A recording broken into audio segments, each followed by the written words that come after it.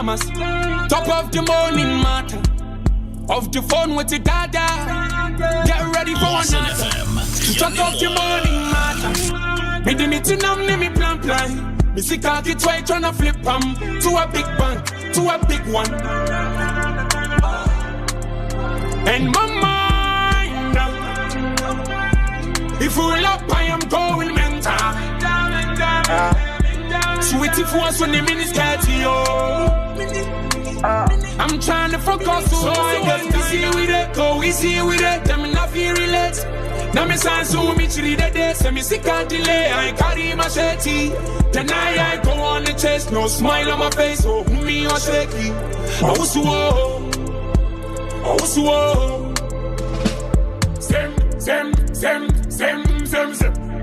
sympathy down to a zero. Nobody won't let go. Politics test politicking. Your body go tell you. Say I ain't ready. Your body go tell you. Your body go tell you. Lawson FM. Don't spread the word now. Okay, young corner fair, young farmer, and next time, brother Journal Television, also Lawson TV, Digital Television, Satellite Television, 96.3, yeah, frequency, no, joining on fair, young more commerce, and some no, Brennan, and Waha, young Shas FFI, Barcelona, Swear, Sans, and Nano, and now Real Madrid for acquire annual general meeting, a safe Florentino Perez, Ejina Hall, Eke can some bread for Barcelona, Hona, La Porta, Casa Crachi, may reply Real Madrid for an asset, Minimre, may share. Barcelona were games na wie reports no and reply no enya babonten Laporta wakeka kan sembe pray or say on tiase say Madrid mo ya mo annual journal meeting adan Madrid nsam ni ho muni nsam bia kan sam akwa ho mpanyifo mo tse na mo de Barcelona esi wo na mo kan Barcelona nsam and mo kan Barcelona nsam so on Madrid ase o say Madrid for mo ye too obsessed dodo ase bibia mo da sorry Barcelona mo kwada Barcelona mo sorry Barcelona mo didi Barcelona o so on ase de mo be ye bia no Enti se Barcelona da or se Barcelona from 2004 a copy in 2015 Real Madrid for years somebody discredited team my friend Barcelona for and a referee for na emboamo and a born cry nyefe and a born amobon or se de bia say or time pa Madrid for edema Barcelona nyam sam ketwa or se open kwofo a referees a favor mo pa no a or se Real Madrid for or se nano or se Real Madrid ni Elche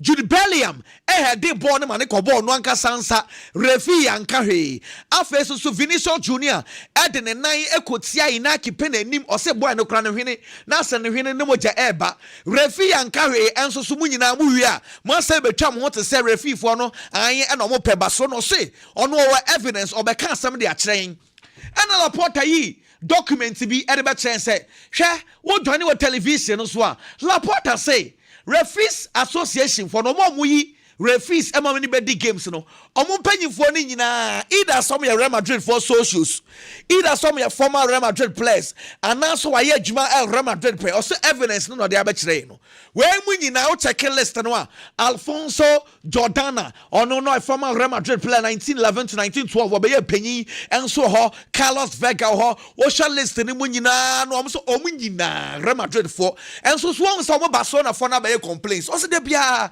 Madrid for sorry and some no more can and a central for Bisan said Madrid for no almost say Javier Tabas or any Pabonini, young Pamini Fila Lega or say Madrid ni bia can Javier Tabas any Pabonini among cancha Madrid for some any Pabon for Javier Tabas. Though Omo Barcelona for no many issues, name whoop obia or ya rare person pan or say Javier Tabas. Hey, Laporta we can we to Barcelona ni ne bia was say Javier Tabas so o president say Javier Tabas or a fantastic president or say Juma Tebas ayama La Liga no so far oyama La Liga no ekọ nanim kama o se saade na oye no e na Madrid for ne time wa o ma start take kan some say yanyi papa no enso free ho eno ensam Laporta enso e kan de wa che na adwen ye po se Madrid for no obi anya din sansam no omo so enso so ne yansam a eno so pie fi also eba demete say an a slot result no say ya na be kwa Liverpool for start air arrangement bakum yenu miansa de metena say ya na be kwa na pay result no gusu anu so olusu a on be catch again club say again club adwuma na ye pese ye de ma no wo de yerim say adwuma no nto aso na bom But what they are for Liverpool year season, all the Liverpool year season here. Now, Papa, your friend Louis Enrique, so swab about was in Tinamit, say, Anna Bequa, Liverpool for the contact Louis Enrique of Paris Saint Germain convincing and say, the entire PAG Champions League, watch it, what's what here, huh? Brother be coach Liverpool nyamia to next season and no ensema matters Liverpool for and so arrangements and also egusua ekoso and no Nuno Mendes and so esia kan edema Paris Saint-Germain de metena se ono so akwa prayer se na right tie no emu eya ne ya ama se say ono so next game PSG and Monaco Eben ono so entimi mobo ni bi se Hakim Yepra Desire do Yepra and apprance for Nuno Mendes ono so de ni pra no and so abeka Adam Watson esia kan edema Crystal Palace say ya cancel lots of clubs say you're interested in him through Manchester United and I say sana ya say Manchester City for asuma scouts bebre most times omo kwa no why wudi no makwatena ho yes omo monitor brand say papa na report omo come Manchester City ni say brand no one of the strengths ni say young ball long passes afa composure or press no kra na problem be no want ya say sadia no a convince Manchester City for ni yepa intanya no kra say Manchester United nko and e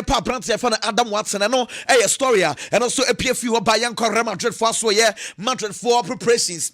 Training grounds nanya some ketwa wonim say na Madrid for training no almost a mavo jesse na sa mafu jesse ya dia promo say training way charges way no wo be share nanya some ketwa say anra coach am a place no etne fio biage na home na obia buy except for few players Real Madrid for prepare for game against Girona Tibu Courtois finally or back Camavinga finally ono so back o Kaisa Camavinga nano abrom ni Olympiacos Eben no hwene no ontimi kura ehome amakwose battles wo kakra de bubusuo edigugugu no hwene mu a say waba o training normal Antonio Rudiger de metena say ene ono so training nebom Antonio Rudiger de metena say ebia na wambo weekend game against Girona Madrid enso ni Girona de agbena wonim say the last two games omakwa Girona fie 3-0 and no ayan someone so appear but de metena say did have some so possibly ono so betimi esia kan finally on also a training kama na training grounds the one some na Fede Valverde and I didn't care pie and central for no ejina no bi sanse he Madrid ya tete o se wokọ mo ha dressing room ntokwa obi amunamu na and also oh Debbie bibia e okay e dressing room wo Fede Valverde. Fede, para el chiquito, ¿cómo está el vestuario? Bien. Mejor. ¿Puede ser comunicado tuyo? Fede, para el chiquito, ¿cómo está el vestuario? Bien. Mejor. ¿Puede ser comunicado tuyo? Valverde no assassin piani was good on dressing room why just sesini esa kan so at my Barcelona wa kan sem bebre o just sesini say last season mo na mu twa bono o say Barcelona wan je capro o say capre say Barcelona for time de man no dabi ni nyina no say o say ono terminate contract e wo Juventus no o di se mu say obetine fie onko bobo bio e ma ni gini sika nyina awie Inti no the Juventus forecast or kase or return ba be sia kan enso e de amatimu bia no a inti oyesa oba na Juventus for ne kan is a krache wonim say contract e no sign ya terminate ma no woni wo kwan say oba out of retirement inti sa oba ba che say otua 2 million euros at the my na boy na say on Barcelona for kind of so Barcelona for so 2 million di ebenya and no aso so an nkaye wa ketu no so okay no problem monfa sa 2 million no and from Juventus to say last year bono the ball ma Barcelona ni nyina no anje kapre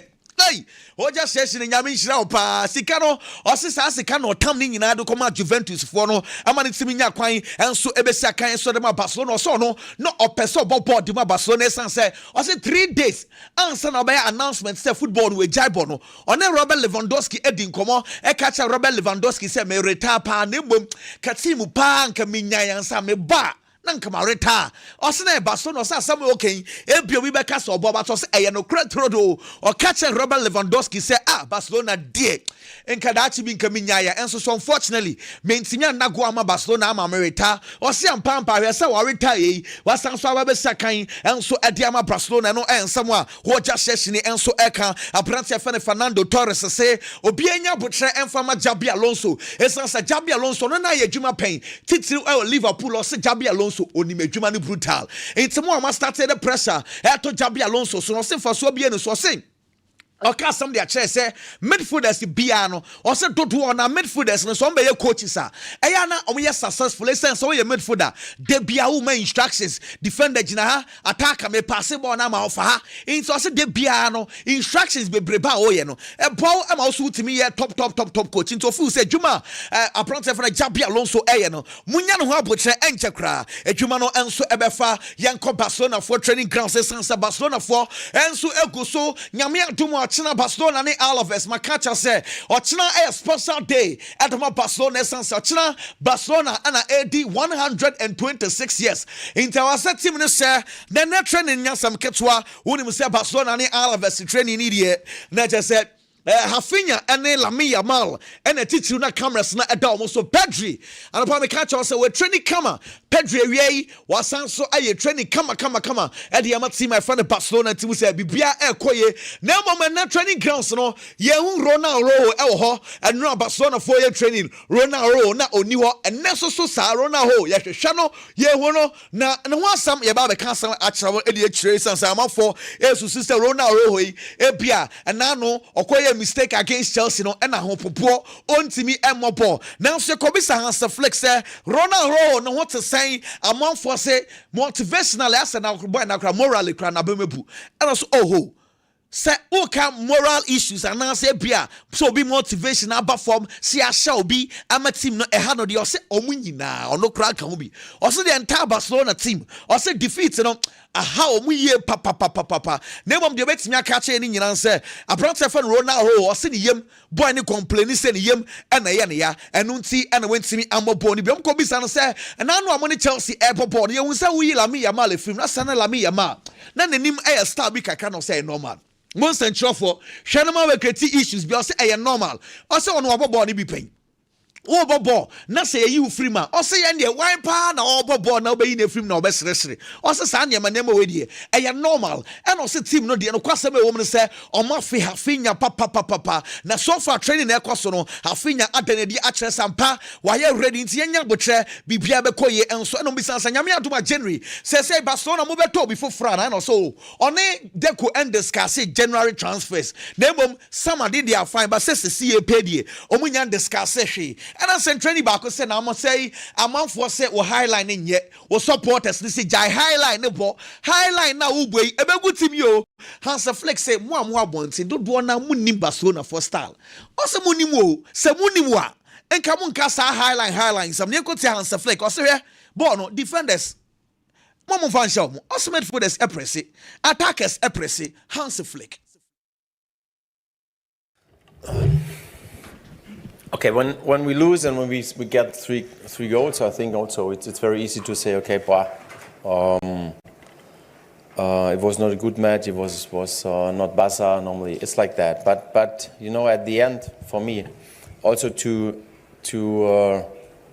make it clear also for all the experts outside, they have no idea how we want to play and what is necessary to play. I will not say with the high line, but I will say that we want to press. We want to press, and it's not only about the four defender we have. It's about the midfield. It's about also the strikers who normally start with the pressing. And this is what I need from every player on the pitch, that he is able to press. Okay, this is not, and this is at the end. It comes always to the defender, and it's not fair for this and Hansa Fleck and Nadia when you butcher church we pose and fair. Say the bia Monday complaints no Emma defenders na no nyade oso saa de mu nje san se ba so na board pono omo press omo press it any for no press ya midfielders so beto aso defenders no so ebeto aso nti we de coach no highline nsem ne de mu nyai enya de ono so ejai what say or say mu nyai se mu complain defenders na eyo mu nyina press na enkoye eno ye nsem Hansa Fleck enso e can Pep Guardiola prepare Manchester City nyame aduma after losing against Newcastle and now no Champions League otifie by Liverpool na sanso abese ne Pep Guardiola na unim say weekend in Manchester City any Leeds United na Liverpool Pep abet na say and sanchofo bi bisa na de kan Rodri or he Pep Guardiola the bia excuse and Rodri beba still into on to me more against Leeds United and Pep Guardiola says still no Rodri. How far away is he? Not much far. What is actually the specific issue that he's suffering with at the moment? It's still the hamstring problem from October? Okay. Erling Haaland obviously is having an incredible season for you. But in the Premier League, hamstring is from October still. Rodri and so anya fit. And as I for Ebisan say Bernardo Silva. Our players they say we captain no eja amanfo na to abawa utimi. O ma players na to aba choose captain and so Bernardo Silva there. Yes say e doba into one kasa wo say sibo say we na be your captain. Na yet it say AC Milan for Bernardo Silva, Juventus for Epeno, Benfica for Epeno. Na say contract and some next season Bernardo Silva bet na wa na Pep Guardiola's ono de boy no penasem pa boy ne ka so bet na why not but say de only boy ne ka bibia Bernardo, and he want to stay. I will be not delight more than delight and happy, but I don't talk about that subject with him, and also I want the best for his family, and of course I've been already 9 years here, and it's the end, and he will decide with the club what is the best. Want the best from Bernardo, and he want to stay. Pep Guardiola, and so I can with regard to issue for Bernardo Silva, and so I want him say, Nano, and I better just say, Real Madrid for said happy, Konate, Omwana Casa Mupen is a say, your moon penny, the maintenance say, Konate no, Comono, I start say, Paris Saint-Germain, PhD for no, I start say, any boy no, Edin Conse a buy, and a PhD for no relaxing. Say, Real Madrid be far could Madrid for Casa Mumpay, the maintenance and Comono, I start say, Koso Sir PhD for no so person fa Abrant Stefan Ibrahim Konate yebetwan the baby bia na buy one some and so at the bro ano and a magay says no one some start e babio esansa boy na busuanfo na no be kan say mo amususu say magay obeko Liverpool in my club be in contact boy no say nya no kre eye opi obi abetimi afa me tesa Barcelona for say agbena say say magay at the hodia why so are you free agent na why not Barcelona for some common afre kra no be intensify ni yesan say almost so help defenders kakra free agent dey why na empe and no and someone also epie fi hoba na in some way ACC wa Argentina enyo here it was for the ten say your horse last 2 weeks mo baby and Argentina Football Association for no say omo create cap before say from January up to December and also from January till say a da omo wi omo leg no wa winya the number of points do no wo ya more trophy. And I'm going to man so sa trophy de yadema Tima Di Maria Ebo Rosario muna magic trophy the clubs na what then I so sa no ya clubs no ya na eto abade ma mo ya den mo create cap e de ama Di Maria mo say Di Maria mo na enje sa trophy no na Argentina Football Association o wan fi o mo kra no so master cratch mo nkomo mo ball ya the trophy ne di mema Rosario for no na game na ekoso no team e fa na Expediente and Rosario for na ebo and mo ehwate Expediente for na say mo kwa mo nya God of fan and famo mo na mo so okay yen oh na onim say Expediente for no omo president Sebastian Veron former Manchester United last year Argentina for midfielder no catch the place na masa mo nya sa mo kwa for no say mo ba park no so ye be protest mo ndani wechi famo mo na somebody be asre into your television no so and mo place ni nyina dan wo mo chi say yen pa yen bobo nsem fama mo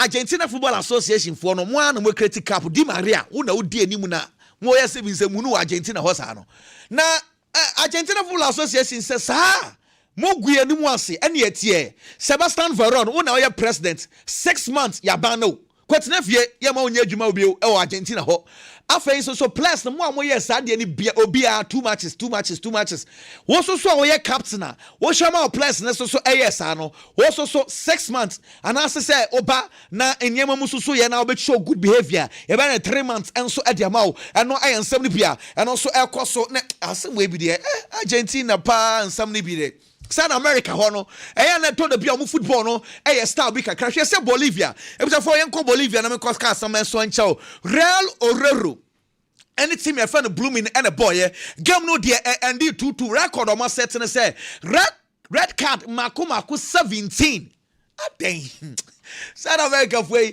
o menya video no de mama na nya sam ketwa ultimu say boys na TSC Park no te hwe game na ekosta posifo at TSC Park no so e no mo pata ana posifo hwe ngofo yi to tie gas so still ndokwa Oh, Bosada America de Tonevia, and somebody be a hard game power. And see, Nina and no referee say Cratchy, Yakosha video, no red card. Maku 17, Anna a sick game, and somebody be and also a course so high and twasso, not young first stories, also and from bro. Wouldn't him say Stuttgart for air, Bob Brancia, Real Madrid for air panel, and Manchester United for penny for Angelo Stila. Say, Mr. Ramicam, what you know, Nevina Peja Kakana, or mobile ball. Na go ahead midfielder bako etimi hwa akora ne hwene na ochwetwe na ohrubo ene park no sebi akora no hwene so too much na asem na Wesley Sneijder say what edi ensem hunu na ekoso sa no say professional player who hru yonko player sebi ne hwene so o say boy no mo ampa ne hye no a onte ase da na boy ne ekobisa say Edverson eden na wo yes ade no wo play professional player pa ena wo hru ne sebi ne hwene so ena so no park no so na see emotions on patch no nya na adwen crash or patch see to say ahwe na adwen you and we young player na o de ne hwene ehuru no ene yansam ne bia and also bia fi hopa yanto aso na Antonio Rola Antoine Semenyo coach say Semenyo last game a bomb of a point one mobi na Yakobisa coach na say Antoine Semenyo no or he Ghana 4% who Semenyo na weekend di obebo board here. Train today, but has been doing modified training with the team the previous days. So if everything goes well today, also I think he's going to be available for tomorrow. Yes. And what about the other Bournemouth team? Antonio Rola and so I consider be Koya boy no started training. Obet me Esia Kanye and so at the Amatima. Yeah, find the bomb of way good news and so at the Magana for ye pa. Now all go now so shall can some bio. Minim some Manchester United former and ya Ghana former and ya Jendi. Also no time no no coach Manchester United na Eddie Papa. Also a timer. Na Pep Guardiola ejina ne nanso na Jurgen Klopp ejina ne nanso ye po se sa time no mo sorry na ole nya de o se sa time ko timi de Manchester United eto so mienu also o kan asem bi de a Chelsea emra bi Everton and Manchester United na ebobo Everton no me coached by Carlo Ancelotti o se Carlo Ancelotti eba mo bench wo and a fourth referee ka chen se krachi Carlo Ancelotti coach na Everton for bench o se Carlo catch and say ono se Obejina Manchester United bench hide or Manchester United ejuma no pressure nko o se Carlo Ancelotti crack come on it o se Manchester United ejuma meet me pressure nto o se ejuma wei ana ono ole gonna say ebe ya otimi ya ne kama in a period na Pep Guardiola gina ne naso Jurgen Klopp gina na so di second enso so nkofo sorry na mo se ole nyade one game Everton, they're in my technical area. Carlo Ancelotti comes across, so he's more or less in my technical area. Fourth official says, "Carlo, you need to get back into your technical area unless you want Ollie's job." And I said, "No. Too much pressure. That job is too much pressure. You know, pressure is a privilege." He's always said that as well, and I felt privileged to be the manager of Man United. But of course, you're the face of everyone, everything surrounding Man United. But that pressure is a privilege because I was allowed to do that and I was allowed to deal with it in my way. And that was having great staff around us. Environment in and around the club was very positive. But in the end, you need results. Unfortunately, had a very bad 6-week spell, and that's too long at a club like Man United. Given what's happened to Manchester United since and the struggles, do you think you're given maybe the credit that you deserve for your time? It's not about getting the credit. It was the worst time to be the manager of Man United. You have Jurgen Klopp with his Liverpool team and you have Pep Guardiola with his City team. Best managers in the world at the time, probably the two best teams in the world at the time. Yeah. But we got second and third. So with the staff, we had something going. Lego na social canal minimum sound na ya agenda na we fair to Ole. The best teams are so time na Ecoso Premiership no ekotimi ya compete omo yanto aso Ballon d'Or no power rankings aba asa today. Ballon d'Or rankings no enie Kylian Mbappe na LED Erling Haaland tosom yenu afei Declan Rice. Wow. They say we move up a tosso miensa, the tosso and 9 a hurricane, and num a Lami Yamal, still Lami Yamal goes our top 5 in the move. Well, say Pellegrini, that signed a contract till 2027. Eddie Amatsima, Yefrano, Betis into Betis, as they say Pellegrini, and so at was once and saying, and maybe a bad story, Bassa, a piano, a Coachili, national team, Nanso, say Pellegrini, say for now, no dear, or no. Or sign a contract or twice at the amount rebates that should be before Beritano on the Smith me as much as possible. So be coachy national team Bakumi and Biansana or retaba for now. Dear Nenny J and so our team here friend of Brett Betis and twice way. Now on him say Matsui they say Vitinha. Some boy ne friend Vitinha no. Also on more club can send him mun can sub de bia na modern clubs and go on and what can answer also boy way only limit also on born brutal.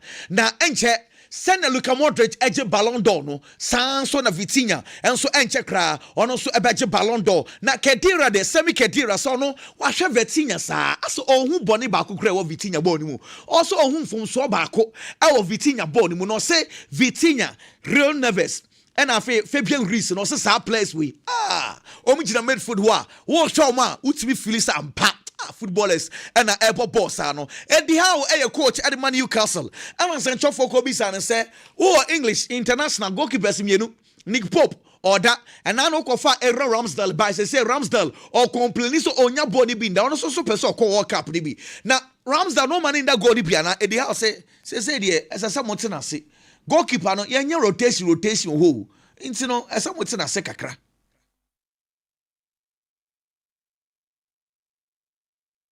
Well, all options, of course, are on the table for me. I need to, as I always do with the team selection, think long and hard about who I pick, and I'll try and do that on merit. As I say, I get the luxury of seeing the players train every day, goalkeepers included, and yeah, I'll make my call. Thank you, Andy. Morning, Eddie. Just following on about Nick, he holds himself to the highest standard. Yan first story say yan kwa Let's Go Madrid so ya can say weekendi and Let's Go Madrid for a Real of Viado say seems that what form pa bako and Let's Go Madrid 6 games over winning nyina or Real of Viado we are nyame atomone Barcelona so airborne team say games no nyansam ketwa and then Lee Nomad and Jeno Black and so a training with the team. Marcos Llorente when training say Let's Go Madrid for the senior form this year bano. Barca Madrid for Mourinho. Bako Slepoa say Madrid were 32 points, 31 points Barcelona for Villarreal 29 points and Let's Go Madrid for and so 28 points and no somebody bia and so if Let's Go Madrid so that's why but the meeting say test again nyame antuma Juada on the Barcelona team no and so be train name as to whether so fully fit or be no coaches no and so be determined doctors for no and so be the meeting say Deco and any team Bohan Kekich say so ma contact Alejandro Gilmando ni agent and start say any needing come say bueno and sound return back to Barcelona it was a 4-way and now no share Manchester City by Liverpool for left back no Osiakan Edema Barcelona ofi Barcelona 2015 and a call team I for Benfica wa kwanantia say we did 30 years Barcelona since Ken went away. Yeah, for Omenya, no I said left back one on Branch fan Alejandro Baldi, and so a compete way says they'll call the Spanish national team left back and say Kukurele Niwa on airport Barcelona starting Komono, Yabaha say Ebia Deco bet me make it deal no and so sharp I meant sense Bayern Munich for range meeting between Bayern Munich for penny for any hurricane in United States season no almost say I'm trying man in Banner and Yamia Dumwa 1st of February.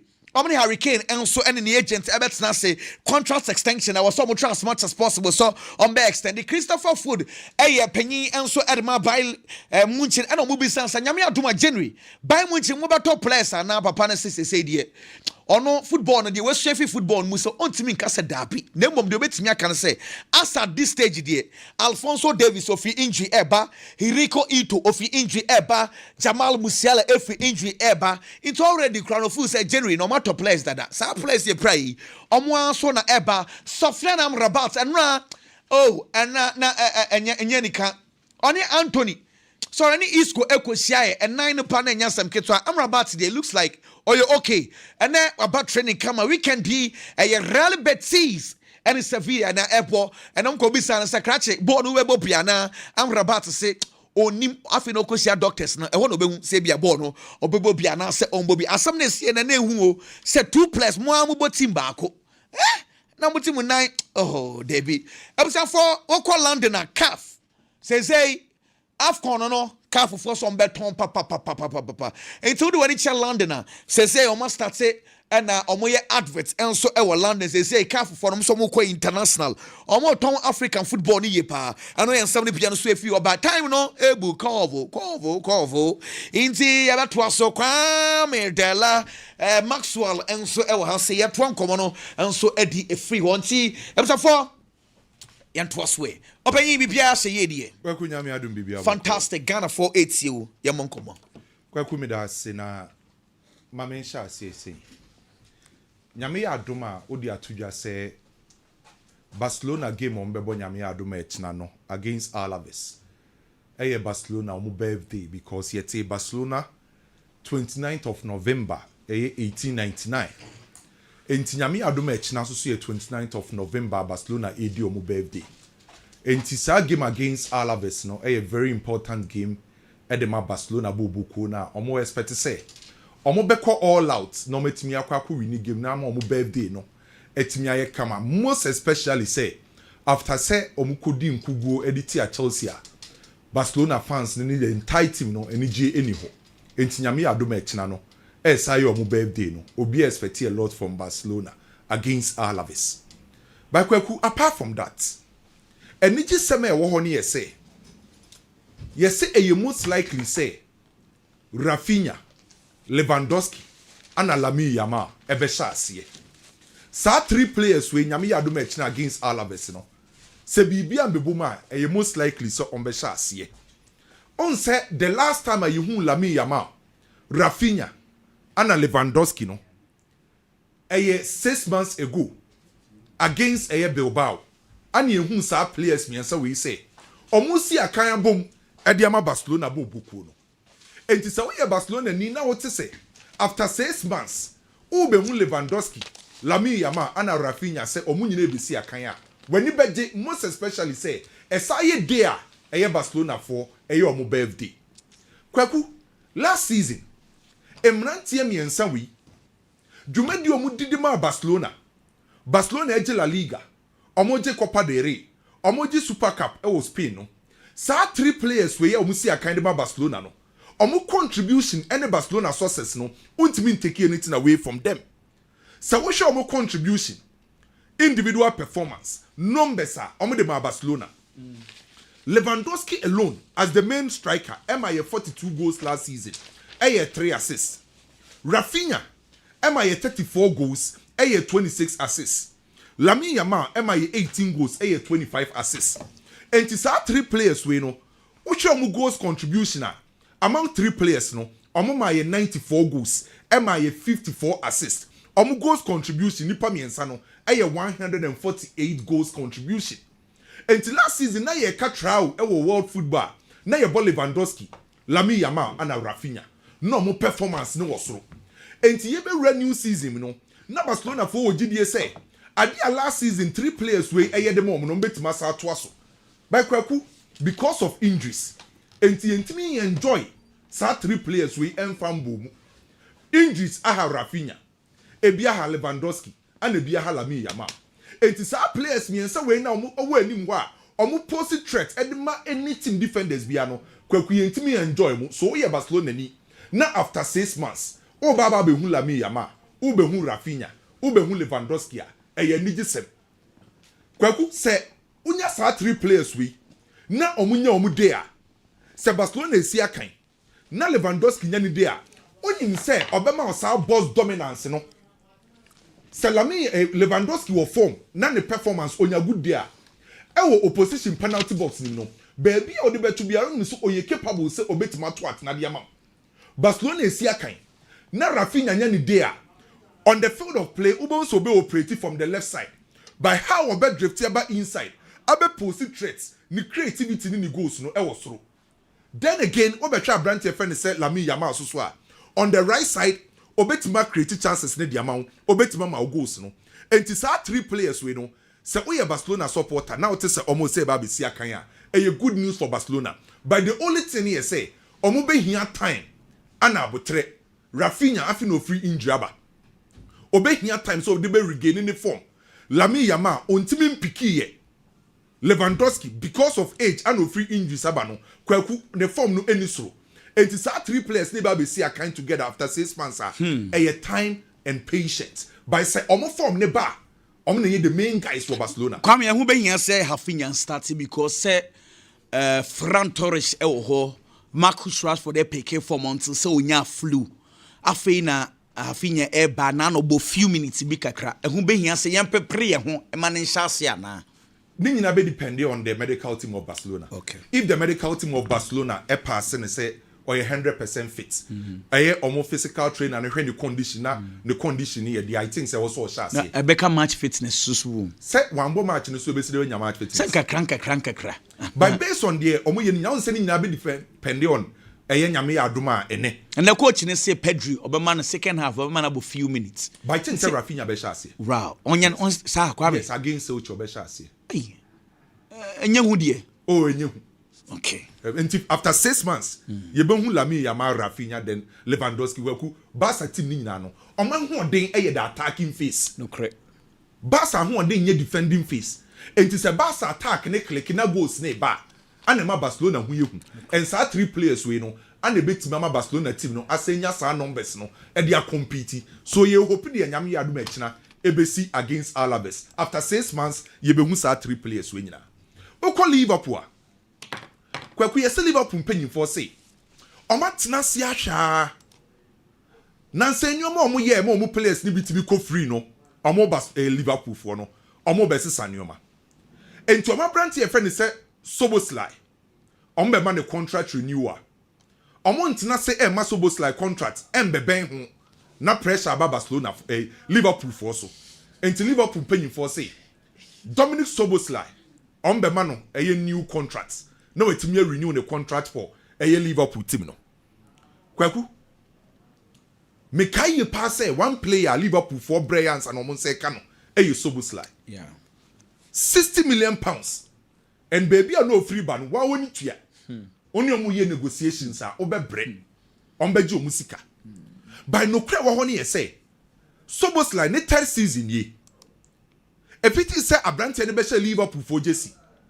The entire Liverpool setup, player bakwa in terms of consistency aye adwuma untimi nyi Soboslai enfem free. Currently, the entire Liverpool setup no nyoma nkoye. Even Liverpool 4 key players no, majority of them any form. Mohamed Salah any form. Van Dijk any form. McAllister any form. So majority of Liverpool setup players, the majority of them any form. By all per player back this season, and for one the to Liverpool now, ubetimi de won say su buaka se owo form pana this boy Soboslai. The best player for Liverpool currently Brandt defense Dominic Soboslai. On say obo football, it told be the entire setup collective playing koyi. But at least ubenya individual player back obetimi yi ne ho. Enti say na Liverpool for si akan. Na Liverpool for kra lusu match unya Soboslai no nkwatimi yi ne ho. And this season yeah, the nekobo right back obobo ni ye. See the Dominic Soboslai kobo right back obeka say oye specialist was our right back rule. So woka say o the nebo as a typical central midfielder or performing ni ye. So wasa mane kobo attacking midfield role timi bo. Enti every single position any right the ama Dominic Soboslai this season no kwaku abrantie no etimi a performing obobo ni ye. Enti se Liverpool for realize say Oman kasa akro motete na your friend say Arnold etimi ko free. Ana say at least Real Madrid tua kakra, but yeska na nko so munya no obenya.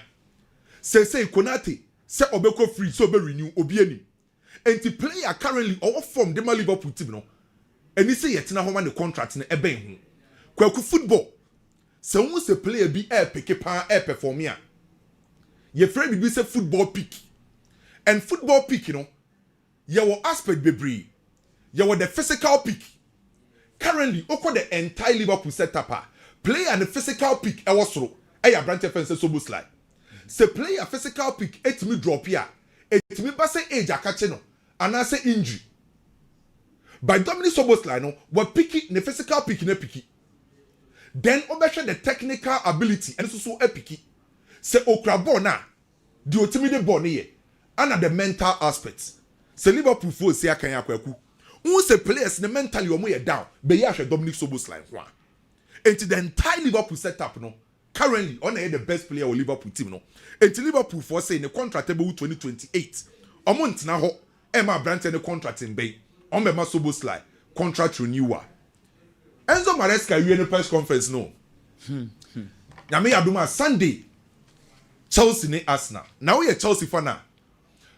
Press conference no kwaku. The okan ya ni penny J pani say. Enzo Maresca si enkama Chelsea for 90 ase. Cole Palmer. 100% fit. Na onye 100% fit o. Obetima sa ase. Chelsea na Cole Palmer situation no. Coach nankasa no obedada first no. So ka say ontimi Mobasa, entimi mbo Arsenal game no. Eno sa Canada game crack ho nti ye first ni said the next 3 games. Okan ya de achi ya na ehun se Cole Palmer aye training. But so coach the waka no nti na ye behwe so aka ho ase. Oba ni jesam a good news. Because we say good 100% fit o. By obetima shase. Wow. And say obetimi mpokra bo Estevao ni Cole Palmer. Kaish. Omumi obetima bo. Wow. Kwaku Chelsea are picking. A little bit of education. Obe in the press conference no. Or say still na Cole Palmer no. Those who are 100% fit to obetima shase no. But only match fitness. Okay. On say eto de bi na utie pundits any omo analyze game to say ya. Obeti yes we any match fitness. We physically, the physical fitness ni ho. There's a difference between match fitness and a physical fitness. Physical fitness no a play and ability say the body no ebetima perform daily tasks. It is a player the body no ebetima perform daily tasks. E say or you physically or you fit. So what is a coach ne say physically Cole Palmer 100% fitter.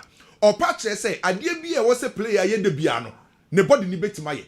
So physically the fitness no was through any can say physical fitness no and a match fitness no a player no how we see a prepare emotionally tactically and a mentally and only go beyond a physical fitness no and anytime biano player ne readiness say obetima ball no any kind of match fitness player bi wo ho a ofiri prem na aba obetima 100% fit by na dream no onye ready to play and then you can say oni sa match fitness no maybe wo ho ofiri pra na aba coach no a tactical setup no asesa no player ni ready to fit our coach ne tactical setup no and to readiness say why emotionally mentally and tactically no and you can say oh match fitness and ti ade aka Cole Palmer de no e match fitness enkwaku ade ba ko amaka se mani age Chelsea ho no e Chelsea how are omu injury management ne ko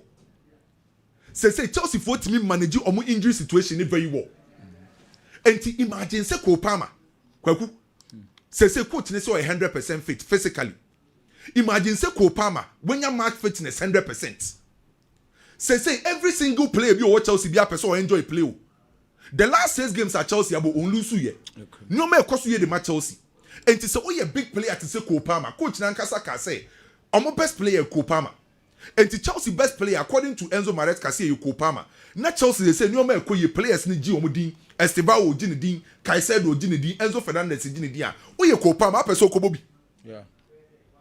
And to adia me hia pa na say Cole Palmer betima piki. Na wa gani ni form no. And kwaku nim say where Caicedo performance. Estevao performance, Enzo Fernandez performance, Kukureya performance, Malo Gusto performance, Rich James performance. Some players when you need a key player said the match Chelsea omo performance na cost pound. So say Cole Palmer beka ho na Cole Palmer so form no was ra. Obe ade a lot to Chelsea setup no. And coach ni say obetima bo Estevao ni Cole Palmer abom. Kaish. And when him say okasa say no mu ade e ba mitrim. Say Chelsea si akan. Na Cole Palmer ebobia definitely obama about the number 10 rule. Yeah. Na or the Estevao akwa to the right wing. By any time be a coach never bought Estevao on the right wing biano.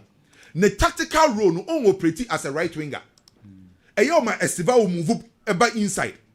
And it is Enzo Maresca say obetima bo Cole Palmer. Na wa bought Estevao abuma. Unim the Chelsea benya. Okosia team biana obenya central numerical advantage no wa create overloads. Because Chelsea attack here, Cole Palmer bobo, Cole Palmer be operate centrally Yebema ni free role. Caicedo be operate centrally. Enzo Fernandez centrally. Na Esteban no so move about the central midfield area. Utrim pokura nye ya no amakukure ya say invert. Enti Chelsea sia kan na wo bo Esteban oni Kopama. Chelsea benya a lot of players centrally. Enti a lot of attacking channels no ebe free na diaba. I think say a good news. At the match Chelsea bo. Kwame Chelsea are picking on now okay can we are we can say options no. Wetimi ahye be 3 or 4 options ni nyina to. Na ti we hear Chelsea team yi and the bench here say omo ba benye yi. Any Arsenal die hu a in terms of Arsenal picky change Chelsea but in terms of individuals see why no options? Oh Arsenal. Still a one. Oh Arsenal. Okay. Arsenal for more options no more squad depth. Don't say squad depth no. Players are almost shase. Any more bench the ofre cheba no. Obetima be ma equal performance. Obetima nya players e wo bench but obema ontimi impact game. By Arsenal the players no more bench no mo ba. Unse kwaku enti Arsenal the squad depth there. Okay. Bench the omo obi to be honest with you. Mame nko Germany kakra Bayern for aton krade ama Liverpool for say oma aso oma foforo na ma mfa mba Bayern bubu koni. Liverpool for decide say person mo kofa Michael Olise edini free Bayern edini ba Liverpool team nim. Ni nyina ne say Liverpool for a replacement for Mohamed Salah. Mohamed Salah operate as a right winger. Michael Olise ni position of Pepano say obetima operating the right wing role. Mohamed Salah enche no the next 5-6 years no ontimi mbobo emfama Liverpool to say ye hu no previous season no. Enti ehun be hia say Liverpool for ba kope Mohamed Salah replacement aba enye obia obehye sa right wing role ho na obetimi amount goals any assists or a very productive. Enti say wo check Michael Olise obetima ma goals obetima create the amount. Then again uye no free hwa player oba besi akan wo England e wo Premier League ombre adaptation any issue emfama no and medical church bebre say football na yebo no you were 2 forms of adaptation. You were environmental adaptation and you were tactical adaptation. Abrantie no is a Liverpool England obetima ko for player be the free other country aba by Liverpool ni England for no environment no enti man enti adapting them enti Liverpool for airport bia obesi akan wo England wo in the Premier League environment ni betima favor no and me no mienu nim say Michael Olise no what na England ache enti adaptation nye issue eno ana Liverpool for so mo kope Michael Olise ana Bayern for si there bi ye ka omu future plans any omu future projects na Michael Olise important enti Bayern for decide say Michael Olise and the contract about 2029 no omu be extend the contract e dia ma no currently oko Bayern na omu key players no obebo Harry Kane obebo Kimmich obebo Jonathan Tah obebo Luis Diaz obebo Musiala. Another important player at the Bayern e Abrante friend say Michael Olise.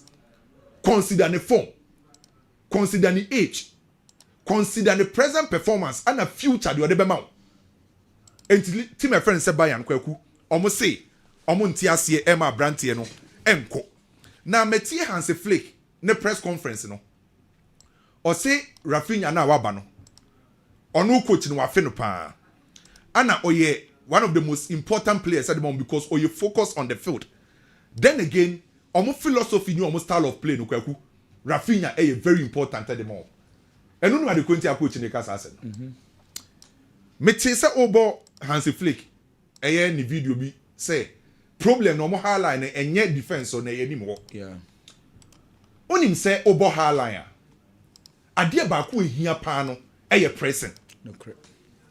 And it's a further reading about high defensive line from 1970 from Netherlands eba. Adi here or high line no. I was a unya players ewe nim presse. Kwaku nim say last season. Ye ball La Liga ni nyina ye no. Sankamenya no a team na omunya boss ewe the final third. Omu winning boss ewe the final third eye Barcelona. Barcelona and a winning possession kese ewe the final third. Not every single game, omo average 5.4. Na Barcelona, the entire La Liga team na the winning possession kese our the final 10 na Barcelona. No single team and oppressive very well. Our position here in Barcelona last season. By over this season, Adane, ye can the top 3 na Barcelona and Kahumbi. Teams are more pressing this season or La Liga no. The oppressive opposition third no. Real Betis na Bilbao aba na Real Madrid aba enti Barcelona lose players when him ha omutimi pressing Lamine Yamal ne passes per defensive action a drop it Lewandowski ne passes per defensive action a drop it Ferran Torres a drop it Rashford enye player ne passes per defensive action e was through enti papa friend say Hans Flick ehun ne say Abrante ne friend say Rafinha waba no or the ESR pressing game no ebe ka Barcelona for no anim ho. And who share Barcelona and Chelsea the last time who use a video no player back the intensity aggression of the pressing Rafinha. And to say ne what is a coach ne kase ne niaje say when you Rafinha because of high pressing na Barcelona alake wo ho no. And no ne ade back you nim say Barcelona last season. Omo ye yeah. And omo set up ni nyina no. Or you see Rafinha as a dynamic inside forward. Onim say Barcelona should send a 4-3-3 now. Who's a formation Rafinha and Ebo as a left winger. By the game they shall see. Now we move more central. Now we team here running behind opposition. Now we taking advantage. And the coach never Rafinha baso akwaku.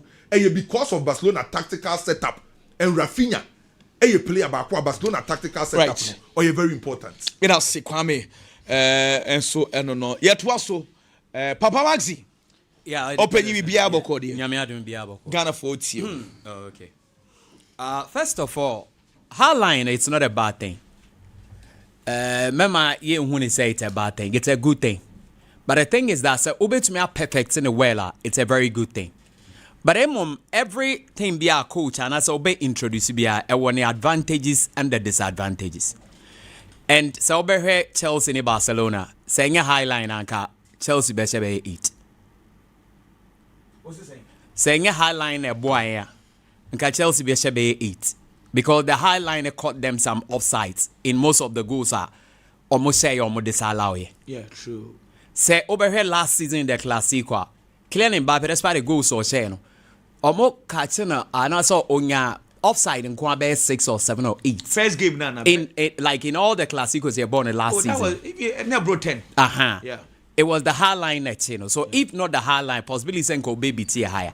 So what I'm trying to say is that say, high line here, our advantage is deba. And a one bone year so I want disadvantage. But every team or a big piano also be taking chances. And or be taking risk. That is how Barcelona more, Liverpool more, any these other teams, no Madrid more able. That is the why here. So more Bobo Crown no more consider they still do the same thing. A bad is almost a clubs are marking. If you're more consider no mass so okay nature but that is not their style.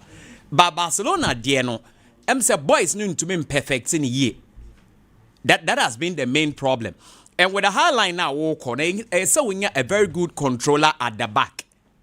Because defensive play na airborne, you need to get a controller. And most often the controllers na players are more experience. They understand the game. Into a necessary defense with communication. Also, football, so goalkeeper, and not too many of the acrobatic goalkeepers. Some are no new idea.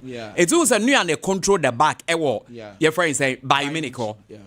But Oba Barcelona mniada because ye ni keepers or muya da acrobatic ni ado munye vocal no. So unya central defender ye senior obe to me aye chire ye and eduma na PK ye ni ye no. Ebi say Virgil van Dijk.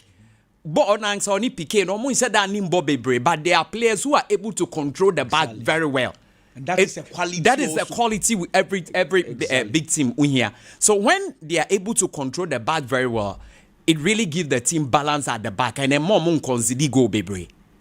You'll be surprised that PK was able to play for Barca, that team now Muji Bibiano for a very long time. KB a team became started, but he played and played well. Even at Spain called walkout because na Sergio Ramos and so center back Puyo or PK or almost shift Sergio Ramos caught the right back position right. Now PK ne a friend is saying Puyo to me abo. So PK and so a controller. But I'm born na airborne and found how good your central defenders are. If the defensive midfield or the holding midfielders are not good, na pressure almost so we then obeka so mo nyade. Enti Edison born na airborne we ye ne die and now put it together yenya result. That's why we call it a team. So a team is not about one person. Who build the team around one person? Most often when the person is not there, the team breaks down. For example, you look at Barcelona.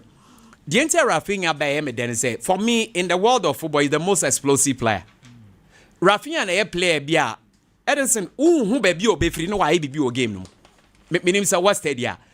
Ball ni ball ni nyina. Who baby a o be free but no why be o game no na it change the course of the game. Now Rafinha was absent. Lewandowski Barcelona, he's the most dangerous player because only player or what a traitor or score a lot even at this stage already the number of goals also it is more than any other player on the field. Of course in other competitions, they be a Rafinha Besedi, but put all together at the end of the season, he's still the most dangerous player. Now, Lamine is the most creative, and as he's the magical player in the team. Nedian is a dear be a any horn, or to me, Yanaba. Meaning, so what the American say, like born a year born, a dear be or in your own baby before or be ye, na bibi to me diaba. Now, the question that's a Rafinha and fun explosive nature number, Lewandowski and funny diamba, Barcelona or deficiency. It's not anyone akoka the magical traits of Lamine Yamal Nkwano and yet enough. Okay. And nuntina most of these big games are mobile. I say in recent times, Lamine Yamal is not on to me MPA bebre because system now is built to cut him out. Ntia cutting out a word nest. But say ye Lamina, where the Nadia Lewandowski the beba. Ye Lewandowski. Your friend say Rafinha Edeba. It's only a mobile who baby are blocky in the sense that it gives everybody the opportunity to also be any day. And Messi crown there were times I yet me marking in a game no or you off. Yeah. Or born crown no mobi. Saying respect no the man Messi crown game be man send come wedding or muyini frame. It's clearly speaking that has been Barcelona for a problem. And I'm say coach and also Osisan your makakra. I say Hansi Flick, Pep Guardiola and all these coaches, my main sure system be. I said Luis Enrique was a West Adibi name. When they start a game where the attack is near far mokun, but I'm far they don't have answers. And they are Chelsea the Barcelona. There was no answer. There was no answer. So over here they are Chelsea the PSG now. Obeka said Luis Enrique crying on. Sometimes to Pep Guardiola, they are very good or more very good tactical acumen on the Beko game. But I'm far more to change it on a split second. So big change in Mayana sometimes it is very, very, very difficult to that point. And clearly speaking, saying I walk and Barcelona needs a controller. Well, so when you controller at the back, a boy defender beer. Even last season, when Abranche or call we were, it was the same thing. Inigo Martinez or Barcelona were still conceding goals. It was the last time Bamikacho, their defense one of the poorest. The only thing they say, attack no more a year dreaded no more the akata or deficiency so. In Zabia was a 3, was for a baby yes, we winning game. Was a 2, was for a winning game, so they are good to go. And I told you so Musia team be not a team no match or more attacking prowess, no, not team near solid cacao defense than them, they will be exposed. And Inter Milan did the same to them. Either than the number of goals almost against Inter and any other team be it was sent Komutumbu Cup final. And I think say that the coach needs to find out say obey to me as a side team now. But of course 3-0 there a normal because if it's a big team like Chelsea is a big team, don't forget. We also respect them for their hostility to our Chelsea ball 3. One say nyamina ya adumanke kwa 6. Comments me at 7. Chelsea the chair. Say yeah, me who Barcelona team on Bobo from Sad. And clearly speaking, I think that is and little about a Liverpool issue. No, players no go to toy na be say team. No. Oh, no some more quality. Those players that came no more quality. Yeah, I doubt to say. Omona best team. Oh, Omona best team. Really? Oh, because I like Florent Vitz, Hugo Ekitike. Yeah. Isaac Meboa. Kekes and Afrimpon. Yeah. Omona best team. It's a born on bonnet rubbish. Oh, say what they 400 plus mil. Na say rubbish. Ra. Oh, they come answer to us. Ana bro. Okay. What I mean catch Ra. They be enye. And Nadia and say, you know, the Minka saying, Omo born internet team no swinging. Because I say, let's see this one. Say team, oh ya dio, 1 year dio, oh call the next season, say, augment squad. Oh, augment ya, and the dynamism at the bar. That's the new thing, yeah, the cat team no. in going forward. And say be the OGs no cry yet to me stop more the new guys na ba na say mu be kino. Now the question is that sa guys we dey no the Abeka team no. Ede no the Abeka team no. Na sa we no Isaac no cry no so wan hwe e be to say Calvin Phillips dey na bi. Abotre munya no ho abotre. Oh me say wan hwe na so no I so onye ready. Wanya pre-season inti normal. Reasons there. Yeah. Oh come here. Florian Base back as on so many so who po no so no have a reason. It's work as any yes you time na he am kwen ani no me who po ana. Mama corner and them look at the doors of papa anything I make trouble so tell no. Very Ghana limited say mo pe abobo ya the motorbikes out on momra omo so ye na mo beji bi ento